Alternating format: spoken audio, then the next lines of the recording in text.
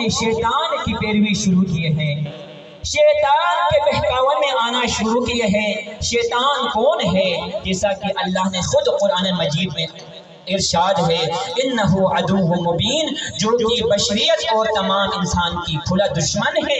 اس دشمن کی پیروی کرنا شروع کیا ہے۔ اور وَتَرْكُ طَاعَةِ الرَّحْمَٰنِ، اللہ رب العزت وہ ذات کبریا، وہ رب ذوالجلال کی اطاعت کرنے کو، ان کی فرمان برداری کرنے کو، ان کی اطاعت اور احکام پہ عمل کرنے کو چھوڑ دیا ہے۔ وَأَظْهَرُ الْفَسَادِ، اور زمین میں فساد اور فتنہ کرنے کو شروع کیا ہے۔ وَعَدْلُ الْحُدُودِ، اور خداوند عالم کے حدود کو پامال کرنا شروع کیا ہے۔ وَاسْتَأْثَرُوا بِالْفَيْءِ وَأَحَلُّوا حَرَامَ اللَّهُ وَحَرَّمُوا حَلَالًا، جو خداوند عالم نے حلال قرار دیا ہے اس کو حرام کرنا شروع کیا ہے، اور جو حرام کیا ہے اس کو حلال کرنا شروع کیا ہے۔ اور اس وقت سب پر اور خصوصاً میرے اوپر سب سے عظیم ذمہ داری ہے، اس کے خلاف قیام کیا جائے، اس کے خلاف میں نکل جائے تمام اعوان انصار لے کر۔ یقیناً یہ مجالس و محافل کی مقاصد میں سے عظیم جو ہمارا مقصد ہے یہی ہے کہ دنیا کو بتا دو کہ امام کی اللہ رب العزت کے حلال کیا ہے، حرام کیا ہے۔ یقیناً یہ مجلس ابواب اللہ ہے جو کہ ہماری محتاج، ہم اس عزا کے محتاج ہے، لیکن ہمارے لیے عزا ہماری محتاج نہیں ہے۔ یہ مجلس عزا تھا، ہم نہیں تھا، یہ مجلس عزا تھا، اور ہم نہیں رہیں گے، یہ مجلس عزا رہیں گے۔ یہ تو ہماری کوئی کمال نہیں ہے، یہ تو پیغمبر کا ایک دکھیاری من کے ساتھ وعدہ ہے۔ جب ولادت امام حسین ہوئی تھی، جناب جبرائیل تبریک و تہنیت پیش کرنے کے لیے حاضر ہوئے تھے۔ تبریک و تہنیت پیش کرنے کے بعد درگاہ خداوندی میں، رب العزت کے درگاہ سید الانبیاء میں یہی تبریک و تہنیت کرنے کے بعد عرض کیا، جبرائیل نے یہ خبر دی، اے رب کبریا، یہ سید الانبیاء آپ کا یہی بیٹا حسین ایک دن میدان کربلا میں بلا جرم و خطا 3 دن کا بھوکا پیاسا ذبح کیا جائے گا۔ یہ سنت ہے۔ سرکار کی آنکھوں میں آنسو آ گئی جب جناب زہرا نے یہ دیکھا نا، تو پوچھا بابا آپ کیوں رو رہے ہو؟ تو اس وقت سید الانبیاء نے فرمایا، جبرائیل امین نے مجھے خبر دی ہے کہ آپ کا یہی بیٹا حسین ایک دن میدان کربلا میں بلا جرم و خطا 3 دن کا بھوکا پیاسا ذبح کیا جائے گا۔ یہ سنت تھا یعنی جناب زہرا کی آنکھوں میں آنسو آ گئی، فریاد کرنا شروع کیا۔ اس وقت پوچھا، اس وقت آپ موجود ہوگا؟ اس وقت آپ نے فرمایا میں موجود نہیں ہوگا۔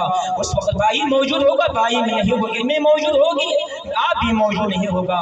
تو اس وقت آپ نے فرمایا، اس وقت میرے حسین پر گریہ کون کرے گا؟ میرے حسین پر ماتم کون کرے گا؟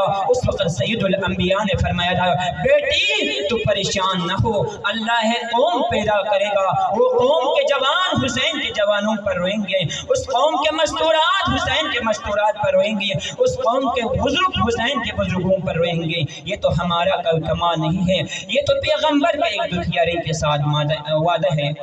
پس ازدران مزدور میں کربلا مختصر 28 رجب کو بہن بھائی نے اکٹھا سفر کرنے کی تیاری شروع کی۔ عبداللہ ابن سنان کوفی کہتا ہے، جس دن امام حسین نے مدینہ چھوڑا نا، اسی دن میں مدینے میں پہنچا کوفے سے، تو کیا دیکھا؟ اہل مدینہ والے پریشان ہیں، غمگین ہیں، چہرے پر پریشانی کے آثار ہے۔ میں نے پوچھا اہل مدینہ خیریت ہے؟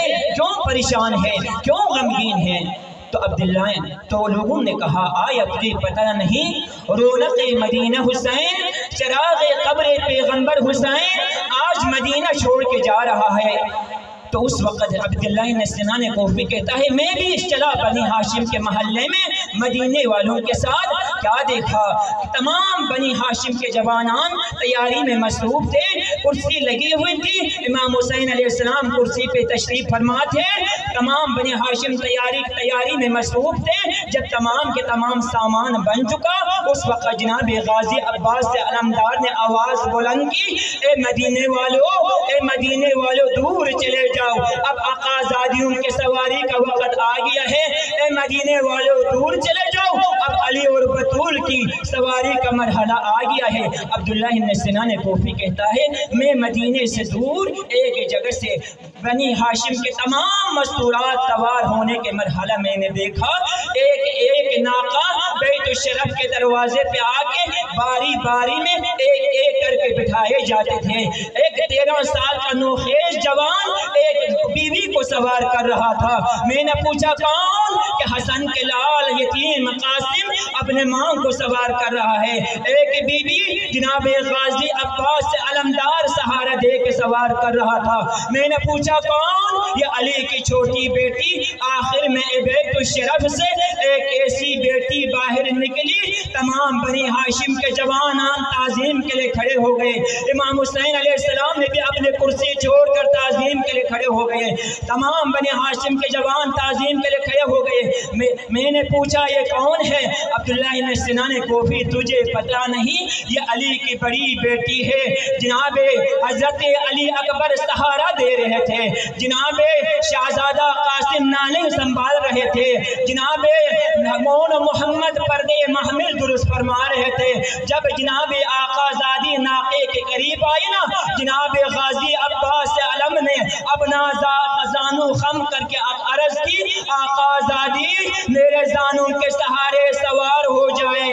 کیوں عزت سے سوار نہ ہوتی تھی؟ مدینہ تھا کربلا نہیں۔ بھائی موجود تھے، بیٹے موجود تھے، بھتیجے موجود تھے۔ جب 11 محرم کا دن آیا بے پالان اون لائے گئی۔ جب آقا زادی قریب آئی نا ناقے کے، یہ میاں کبھی دائیں دیکھتی تھی کبھی بائیں دیکھتی تھی، کوئی سوار کرانے والا نظر نہیں آیا۔ مقتل کی طرف روک کیا، اے عباس بھائی، علی اکبر بیٹا، آج مجھے کوئی سوار کرانے والا کوئی نہیں۔ لعنتهم ويعلم القوم الظالمين وسيعلم الذين ظلموا أي منقلب ينقلبون إنا لله وإنا إليه راجعون۔